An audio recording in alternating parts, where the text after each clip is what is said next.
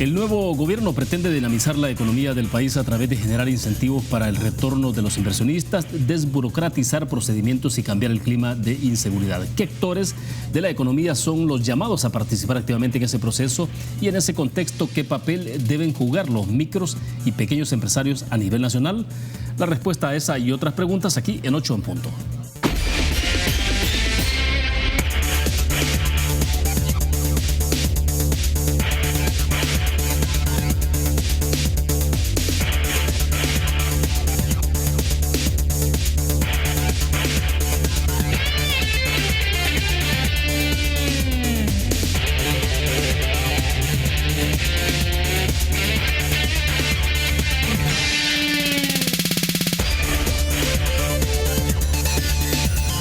Buenas noches, bienvenidos a 8 en punto en este miércoles 19 de junio de 2019. Gracias por estar con nosotros. Vamos a conversar con nuestro invitado esta noche sobre las perspectivas de desarrollo de la micro y pequeña empresa en El Salvador para el próximo quinquenio.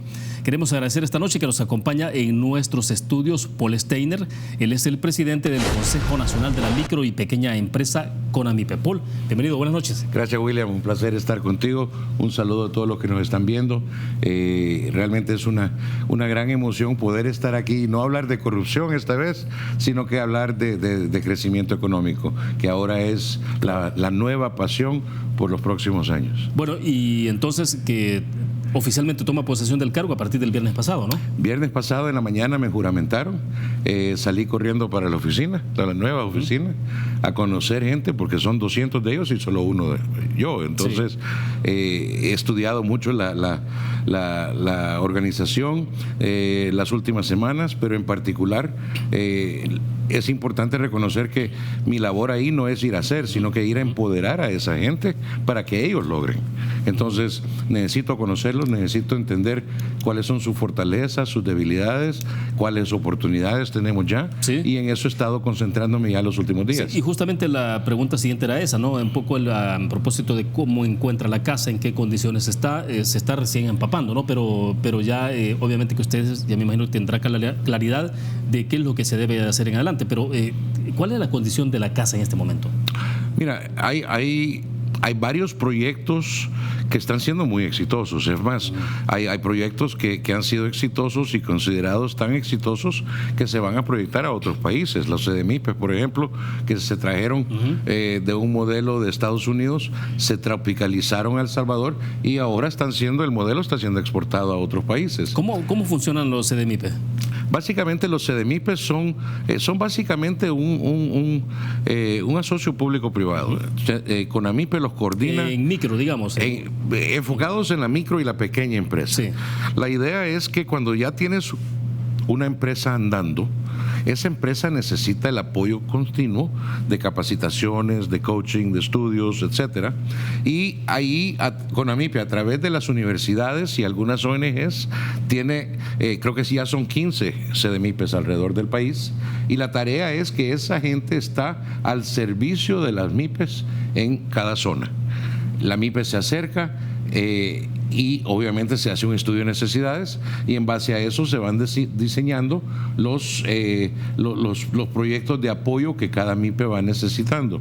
El objetivo es, en algunos casos, recién formada y andando, pero necesita estabilizar. En otros casos ya estabilizó, pero necesita expansión. Y en otros casos ya se expandió y está lista para comenzar a exportar. Entonces, los CDMIPES ven esas dos fases de en medio: terminar de estabilizar y expandir. Y ese es donde los CDMIPES juegan un rol principal. CONAMIPE, con sus propios recursos, se enfoca en varios diferentes proyectos, pero principalmente comenzando con el que apenas tiene una idea de emprender y con ellos irlos trabajando, listos para que ya hayan echado a andar el negocio, se lo pasan a los CDMIPES y luego, obviamente, eventualmente llegan a INSAFORP y el hermano mayor los cuida. Ahora, ¿cuál es la particularidad que tiene para que se esté considerando como un ejemplo a nivel mundial entonces? Es como el one-stop shop al que tú puedes llegar como empresario y decirle: necesito ayuda. Y esa tienda, esa oficina de consultoría está diseñada para hacerte una evaluación de necesidades y recomendarte los expertos necesarios para poder apoyarte. O sea, estamos partiendo de un microempresario, que tiene cero conocimiento, digamos, en cómo dar esos pasos ya para irse formalizando y para ir creciendo con su microempresa. Yo creo que tenemos que entender que la mayoría de los microempresarios no lo hicieron porque son emprendedores profesionales. Lo hicieron porque la tripa estaba chillando, porque era necesario hacer algo y tener sus ingresos. Sí, fue un acto de necesidad. Exacto. Algunos se fueron por la vía que más conocían porque ya tenían una habilidad, podían hacer zapatos o podían hacer pan o podían hacer software, en algunos que son programadores, por ejemplo, y eran técnicos tal vez. Pero para manejar un negocio necesitas más que solo la habilidad técnica para producir. También necesitas la habilidad para mercadear, necesitas la habilidad para organizarte, para reclutar, para tener contabilidad al día, para poder manejar tu flujo, para poder encontrar maneras de financiar tu empresa. Hay empresas que tienen problemas serios de flujo y esas son las más vulnerables en ese nivel. La gran mayoría de los emprendedores que no logran terminar su primer año es porque no tenían suficiente capital semilla. La gran mayoría de las empresas ya establecidas que dejan de funcionar es porque no tienen suficiente capital de trabajo. Y eso significa que ese es el limitante principal. Ahora, el capital de trabajo en las que son atendidas por la CDMIPE, por ejemplo, ahí tienes un problema de pago tardío. Aquí esta cosa del quedan es algo que realmente es un abuso total a la ley. ¿Qué hay que hacer con el quedan? Eliminarlo. Hay que eliminarlo por completo. Totalmente. Sí, porque de repente, alguien que tiene una pequeña empresa emite la factura de IVA y paga el impuesto, ¿no?, en el mes que le corresponde, pero de repente entonces ese quedan le corresponden hasta 2 o 3 meses. Que se inventan la fecha que le quieren poner. Si tú pactas con alguien que le vas a dar crédito de 30 días, te dicen, con gusto, vaya, ahí está, aquí está la orden de compra. Le suministras el producto, vas y llevas la factura y te aceptan la factura y te dan lo que se llama queda constancia de haber recibido tu factura. De ahí viene el nombre quedan. Es una constancia. Sí, claro. Pero el problema es que el quedan no tiene ningún valor oficial más que un recibo de haber recibido una confirmación de haber recibido la factura. Entonces, ahí es donde de repente, aunque la factura era, digamos, 1 de julio y la tienen que pagar el 30 de julio, ahí en el quedan le ponen 30 de agosto. Exacto, y la persona tiene que declarar el IVA, ¿no? El 15 de julio tú tienes que pagar esa IVA. Claro. Entonces, creo que realmente son abusos.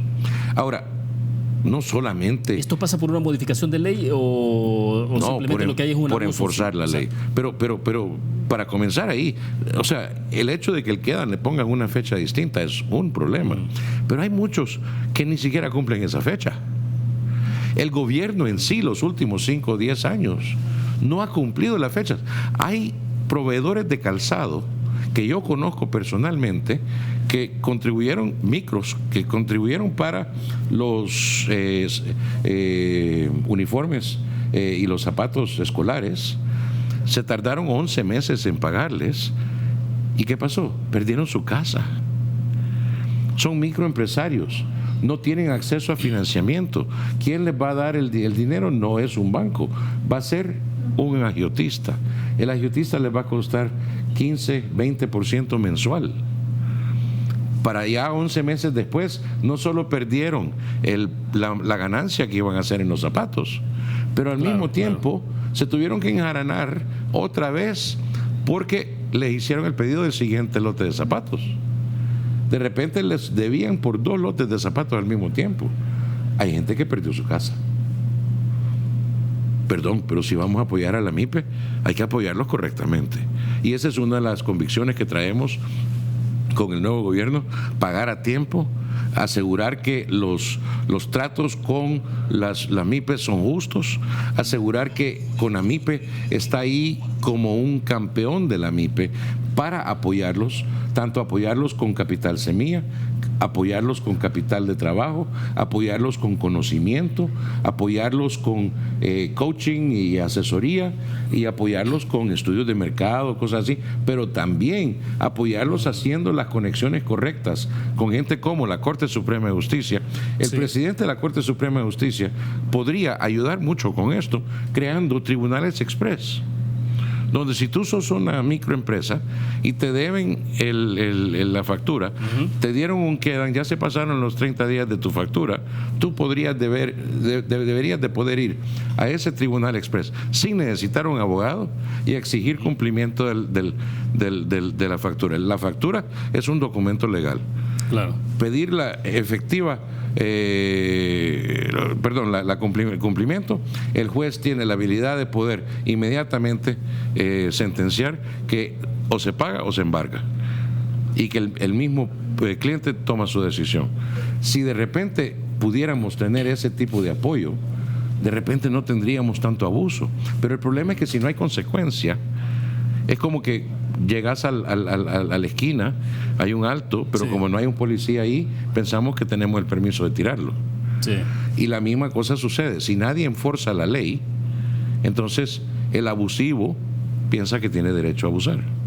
Perfecto. Debemos hacer la primera pausa comercial. Cuando regresemos hablemos un poco sobre todo este tema de la capacidad que tienen las micro y pequeñas empresas en nuestro país para irradiar la economía nacional. Es decir, y cómo lograr también que todo este tema de la formalización de estos sectores informales en la economía, para poder darles incentivos y que de verdad se sientan entonces que haya esa especie de anzuelo, ¿no? Que permita que esta gente pueda pasar a la formalidad. Vamos a una pausa, regresamos.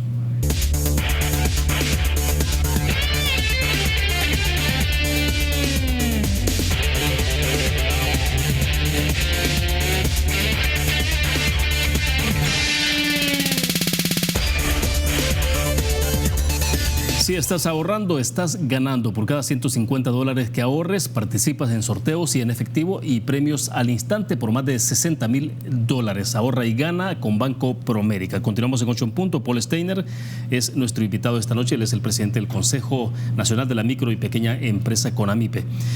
Eunice Martínez nos está escribiendo a través de la transmisión en Facebook Live, Paul, y dice ella, incluyan en sus planes el fortalecimiento de los CDMIPE. Ella es una usuaria, dice, del CDMIPE de la Unión. Excelente, sí. Es más, el concepto de extender esa ayuda territorial a todo el país, aunque ya hay 15 CDMIPES, pero hay muchísimos más municipios que 15. Entonces hay algunos municipios con muchos más emprendedores y hay que reforzar la cantidad de gente disponible para apoyar a los emprendedores. Si te pones a pensar, en edad de trabajo en El Salvador, hay de 16 a 65 años, somos 4.9 millones de personas. Eso, si tomas en cuenta que 800,000 están en el sector formal, entonces estás hablando de que aproximadamente 4.2 millones están en el sector informal. Sí, claro. Solo ahí, hay 1.7 millones de ellos que no trabajan, pero por lo menos tener 2.5 millones que sí trabajan en el sector informal. El PIB de ellos, el PIB informal de ellos, representa $4,000 millones, entre 4 y 5. Entonces, si se lograse transferir ese PIB informal al PIB formal que tenemos, que anda por los $25 millones, estás hablando que la economía crece 20%. O sea, olvidémonos del 2%, 2,5% del que estamos hablando. Yo sé que es utópico pensar que todos se van a mover. Sí, pero le decía en el corte comercial, quizás con, no sé, una pizca que logran estimular del sector informal que pase a la formalidad. Exactamente. Y yo creo que tengo como 3, 4 años de estar hablando con el sector informal, estar conociéndolos, estar preguntándoles qué es lo que necesitan, etcétera. Y su problema, su barrera principal, incluyendo en CONAMIPE hizo un estudio con el BCR y el Digestic hace 2 años, y ese estudio concluyó que y esto es viendo de los formales, 315,000 establecimientos formales pequeños y medianos, o micros y pequeños, perdón. Y eso, su problema fundamental, y aún todavía no estamos hablando de los informales, sí, su problema fundamental es acceso al crédito. Entonces, si su problema principal es acceso al crédito, la banca tradicional no lo está cumpliendo. ¿Quién es su alternativa? El agiotista. Y ya sabemos que el agiotista está cobrando entre 15 y 20% mensual. Para un crédito de $4,000, aunque le pongas garantía completa y pagas $15% al mes, estás hablando de $660 al mes de interés nada más. Y si para esos $4,000 de capital de trabajo solo facturas $1,000 al mes, sí, solo te quedan $340 para vivir y comprar más mercadería para el siguiente mes. O sea, es realmente inaudito. Entonces esa persona es un esclavo al agiotismo. Nunca va a terminar de pagar su capital porque siempre está en el hoyo pagando intereses. Imagínate, encima de eso no tiene seguro social. Se enferma, ¿quién le cubre? Claro. Está condenada a trabajar enfermo. Sí. Y al final tampoco se puede retirar porque no tiene pensión. Está condenada a morir trabajando. Entonces, está sumamente claro cuál es nuestro norte. Tenemos que ayudarle a esa pequeña y micro y pequeña empresa para entender cómo podemos resolver sus problemas de financiamiento. Ya hay un plan que estamos comenzando a trabajar. Segundo, tenemos que trabajar con ese sector informal y hacerle más atractivo trabajar en la formalidad que en la informalidad. Significa deshacernos de un montón de la burocracia, deshacernos de muchas de las trabas, ayudarles a tener más liquidez, ayudarles a recibir los servicios de seguro social, pensión, y encima de eso ayudarles a contribuir correctamente al Estado. Ahora, y estaba pensando un poco que también lo comentábamos rápidamente en el corte, Paul, y era sobre los desafíos que enfrentan los micro y pequeños empresarios en ese país y el tema del crédito, ¿no? Que es sensible. Y entonces recordamos el banco Grameen Bank. En Bangalí, ¿no? Es una institución microfinanciera y banco de desarrollo comunitario. Fue fundado, el fundador fue el Premio Nobel de la Paz. Es una institución que se caracteriza por otorgar pequeños créditos, también llamados microcréditos, a las personas de clase baja sin pedir una garantía a cambio. Esto comenzó en Bangladesh. En Bangladesh, ¿no? Este ejemplo es interesante porque recuerdo que hace muchos años atrás se estaba intentando replicar a nivel mundial. Entiendo que algunos países lo replicaron, pero ¿se puede retomar algo de esto para El Salvador? Se está trabajando. O sea, mucho del concepto detrás de los las microfinancieras es el Grameen Bank y el trabajo que hizo Mohamed Yunus a nivel mundial, aunque principalmente en Bangladesh. La verdad que en Bangladesh logró una tremenda transformación. ¿Por qué? Porque enfocó principalmente a la mujer. La mujer en la comunidad pobre, donde las mujeres no tienen un rol en la sociedad, no se les permite mucho porque es una sociedad casista. Y entonces el enfoque era ayudarles a ellas a volverse emprendedoras. Y creaban asociatividad entre las mujeres, la cooperativa de mujeres, y a cada una le prestaban créditos pequeñitos, suficiente para lo del día. Trabajaba lo del día, pagaba lo que debía y al día siguiente le prestaban otra vez. Y cada vez se iba ganando un poquito más y un poquito más. También usaron el mismo concepto para sacar a los vagabundos de la calle. Pero mira qué interesante.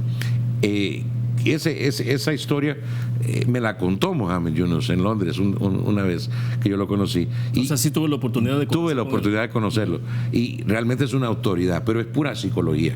Porque si tú te pones a pensar, le dijeron a varios de los vagabundos en la calle, gente que dormía en la calle, le decían, mire, usted va de casa en casa pidiendo dinero. Y en algunas casas usted pide dinero.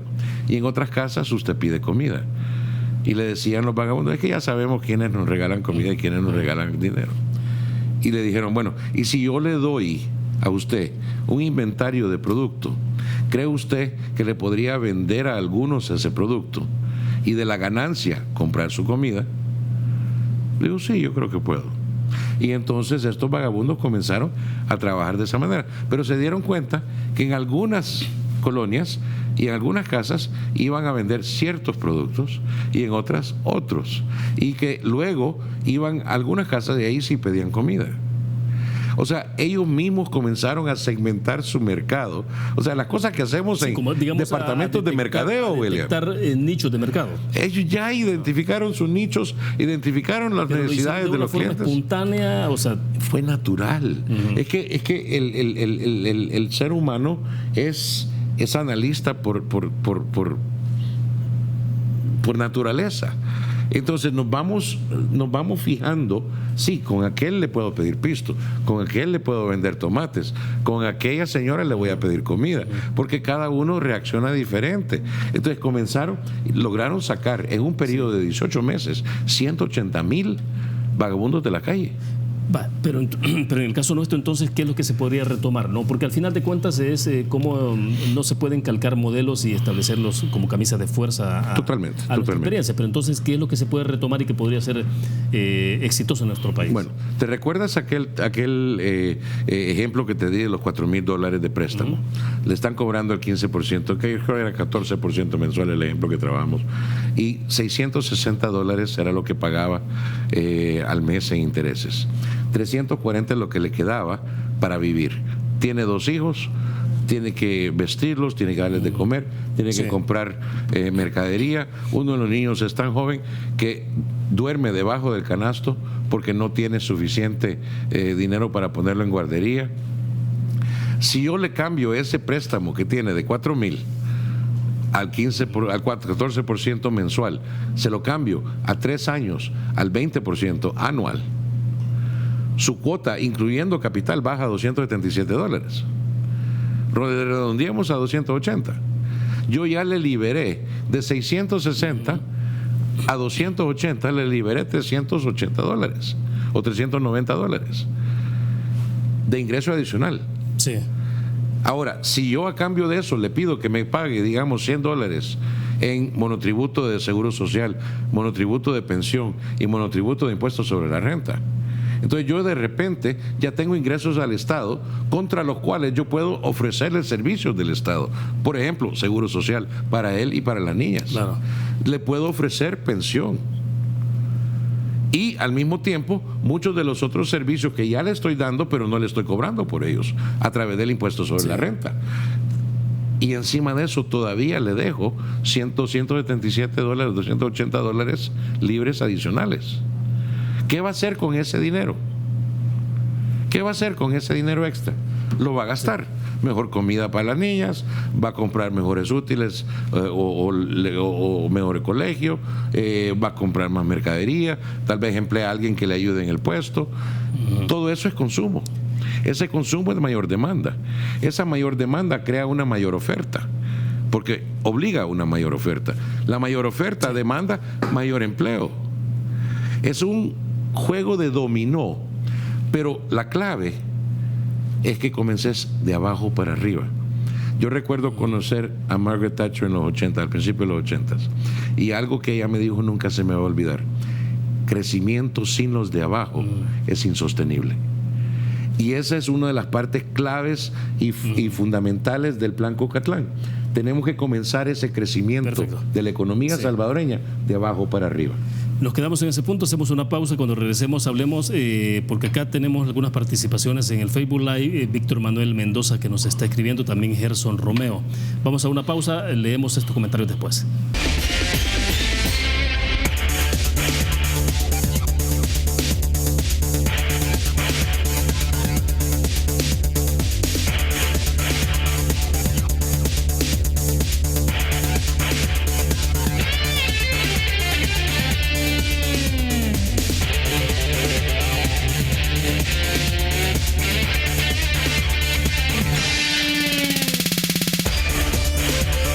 Es un gusto que sea con nosotros. A ver, vamos a leer algunos comentarios, preguntas de quienes nos están viendo a través del Facebook Live. Lo tenemos para mostrarlo en pantalla. Ahí está. Víctor Manuel Mendoza dice, es una pregunta, si seguirán apoyando los paquetes escolares. Voy a ver si los leo corridos para que Paul entonces tenga la posibilidad de responder. Okay. Ahí está, Gerson Romeo, dice, el Ministerio de Hacienda debe colaborar en apoyar a las MIPYME, sería ahí, para que se formalicen, no solo fiscalizar. Él cayó, dice, en incumplimiento sin saber que había caído, desde luego. Entonces, si no fuera por el apoyo de CDMIPE, dice, estaría incumpliendo. Pero también nos estaba escribiendo a través de, siempre en el Facebook Live, Irina Samayoa, dice, con buenos técnicos que tengan el compromiso de crecimiento real del empresario. Además, están preguntando acá, Cáceres, solamente Cáceres se titula, dice, Paul, ¿nos puede informar sobre los pagos a proveedores de calzado? Bueno. Bueno, pronto tengo reunión con la ministra de Economía, la ministra de Economía, le voy a preguntar, pero es la ministra de Educación la que tiene que asegurar esos pagos. Y estoy seguro que la ministra Varela lo tiene muy presente. La conocí por primera vez hace más o menos un mes y me impresionó tremendamente, así que estoy seguro que como persona muy humana que es, lo va a tener muy presente. Sí, y sin preguntaba embargo, entonces, el primero era con el tema de paquetes escolares. Paquetes escolares. CONAMIPE tiene un rol bien importante, no solo en paquetes escolares, pero en particular con paquetes escolares, de crear el listado de proveedores aprobados para producirlos. Eso se le promueve a todas las diferentes UASIs y a todos los diferentes sectores del Ministerio de Educación que tienen que hacer las compras para que de ahí se abastezcan. Ellos deciden a quién le compran, ellos deciden cuánto compran y ellos son los encargados de comprarlo y pagarlo.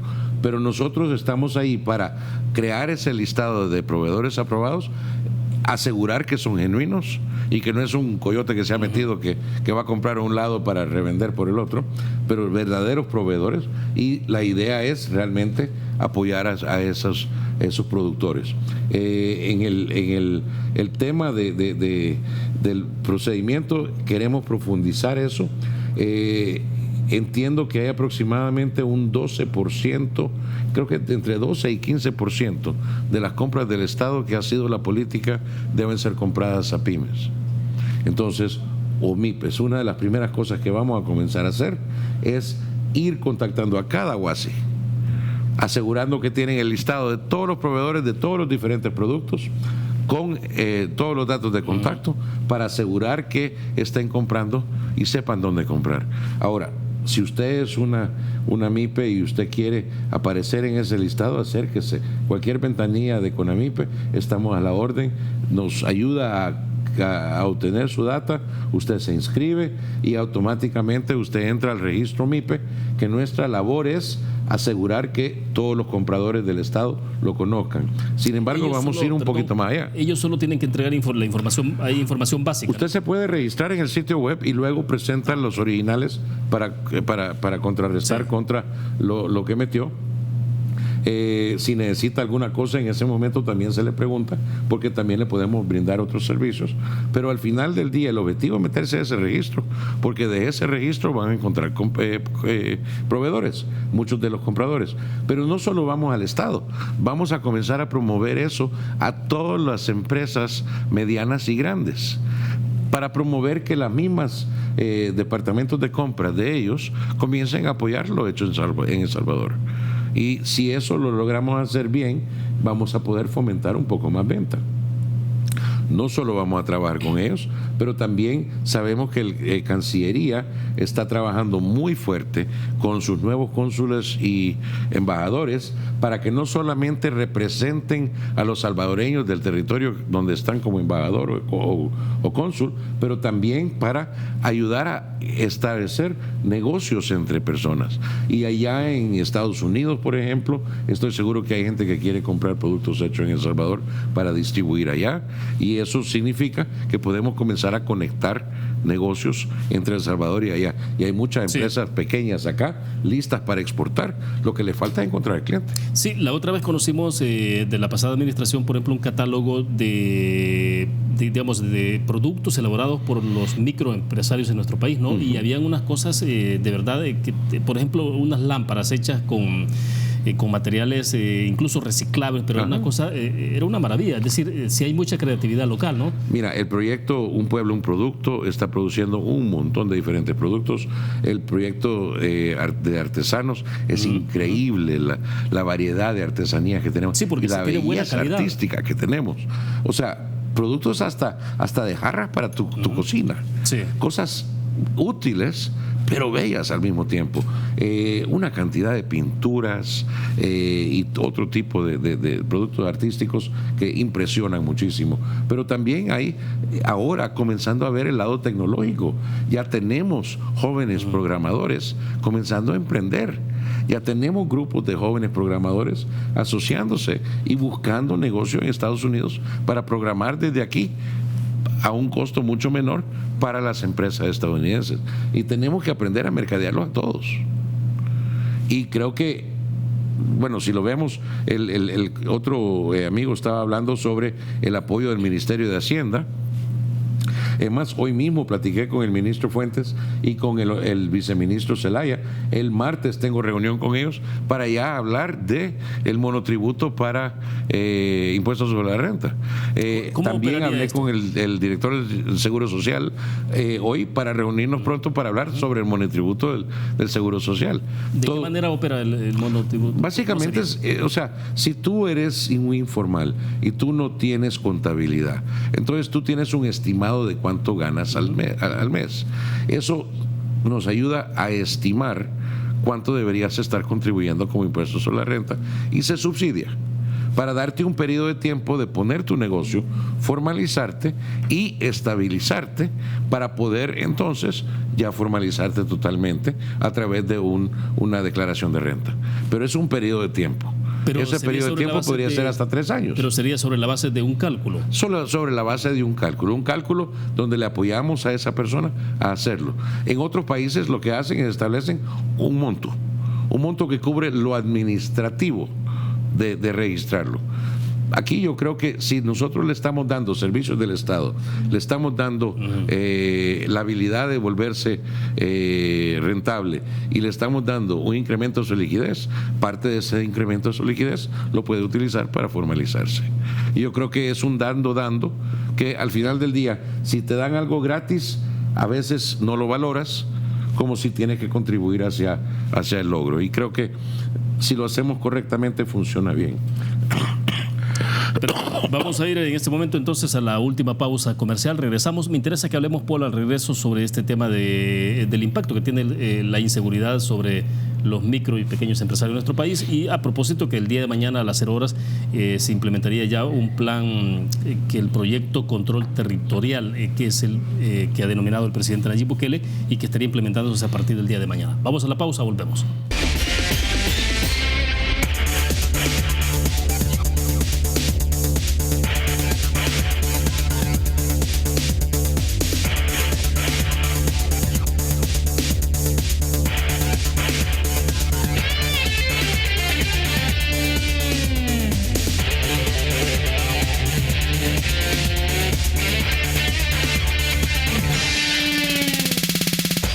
Bien, estamos al cierre de 8 en punto. 2 consideraciones. Rafael Mengíbar, que nos escribe a través del Twitter, dice él, es necesario construir un modelo económico entre y para salvadoreños que genere empleo, producción y competir con otras economías de la región, porque aquí dice no más parches. Y además de esto también había una inquietud, Paul, que tiene que ver sobre el tema de garantía de estabilidad laboral ahí en Conambipe. ¿Qué es lo que está pasando? ¿Se le ha pedido no renuncia a algunas personas? No, hasta la fecha no le he pedido la renuncia a nadie. Algunos gerentes y directores me han ofrecido sus puestos a disposición, que creo que es lo correcto y lo ético, porque son puestos de confianza. Yo le dije a todos, no vengo a despedir a nadie, yo vengo a buscar a las mejores personas para que logremos hacer un buen trabajo. Y ahorita estoy conociendo, con mis instrucciones del presidente fue: tenés 30 días para evaluar lo que tenés y diseñar la estructura que mejor pensás vas a lograr los objetivos. Y entonces en eso estoy trabajando. Esta semana le he dedicado a conocer muchos de las personas que tenemos.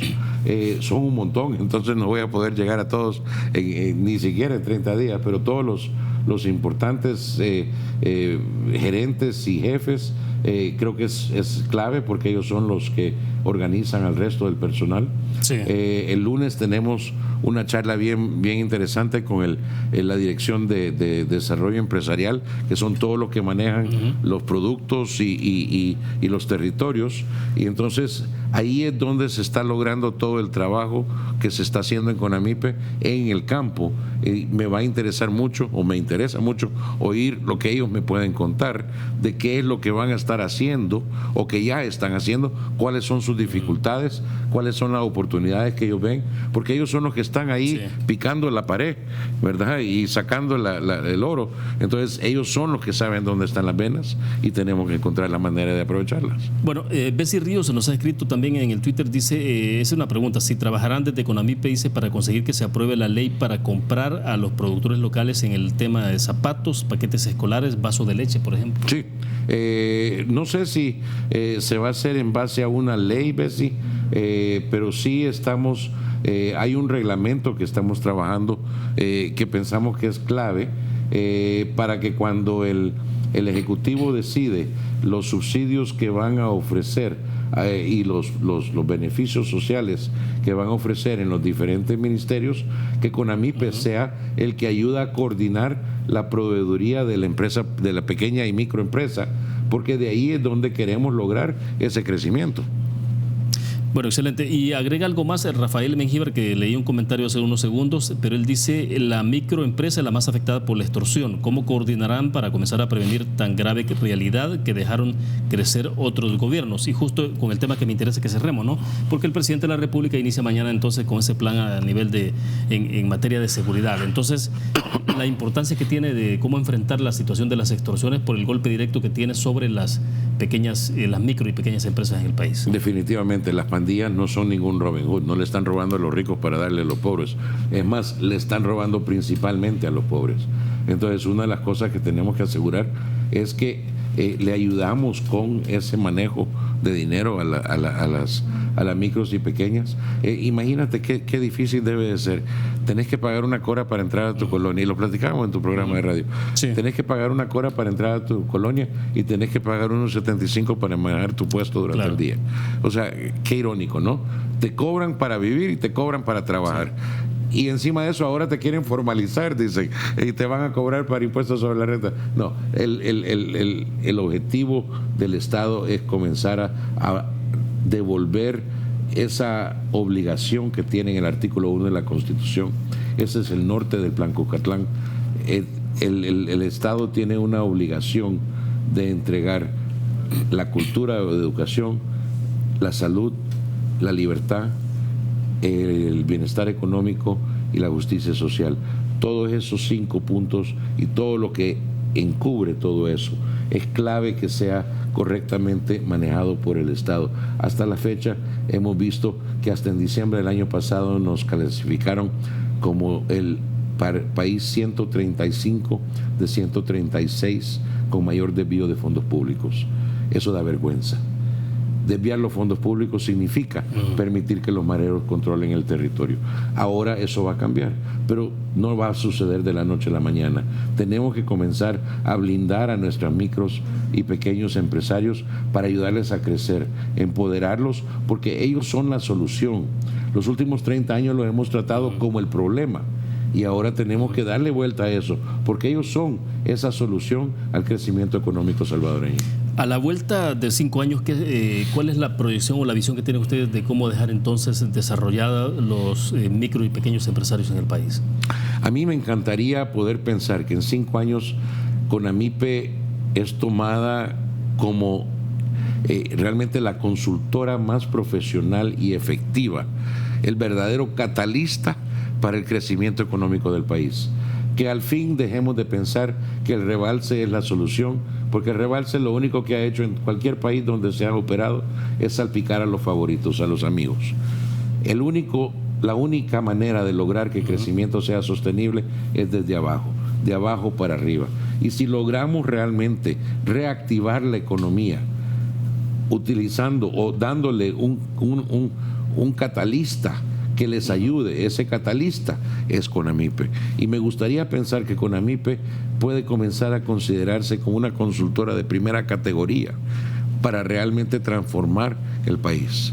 Creo que se puede hacer, sé que se puede hacer y sé que el país tiene las condiciones idóneas para hacerlo. Entonces ahorita es manos a la obra. Ahora, a la vuelta de 100 días habrá evaluación de la gestión gubernamental, ¿no? Entonces, ya para, que sería prácticamente 3 meses, donde ustedes estarían... Sí, 3 meses pasa sumamente rápido. Yo no soy creyente en esto de 100 días. Yo creo que te miden en 100 días por las cosas que ya comenzaste. Pero no puedes medir los resultados de crecimiento económico en 3 meses. Yo creo que esa es falacia.